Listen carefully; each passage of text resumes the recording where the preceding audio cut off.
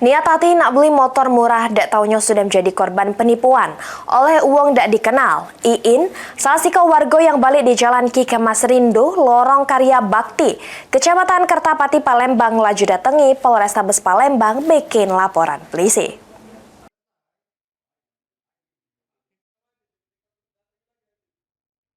Balik lagi terjadi korban penipuan jual beli motor online. Kali ini korbannya bernama Iin, salah siko warga yang balik di Jalan Ki Kemas Rindu, Lorong Karya Bakti, Kecamatan Kertapati, Palembang. Sudah menjadi korban penipuan jual beli motor online oleh wong yang tidak dikenalinya lewat Facebook Marketplace.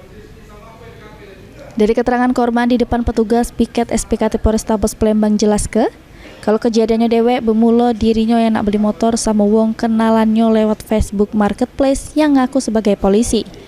Merasa tergiur harga murah, korban langsung menghubungi terlapor lewat WhatsApp.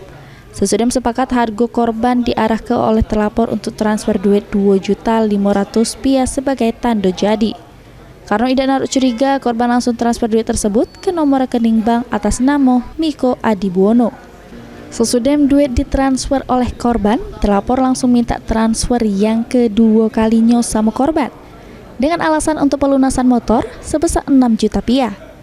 Pas korban nak minta kirim ke motornya, terlapor minta duit jalan sama korban untuk ngirim motor. Korban yang curiga terus nelpon terlapor, cuman menurut korban, terlapor masih nak minta duit jalan untuk nganter motor. Korban yang merasa ditipu laju datangi Polrestabes Palembang bikin laporan polisi.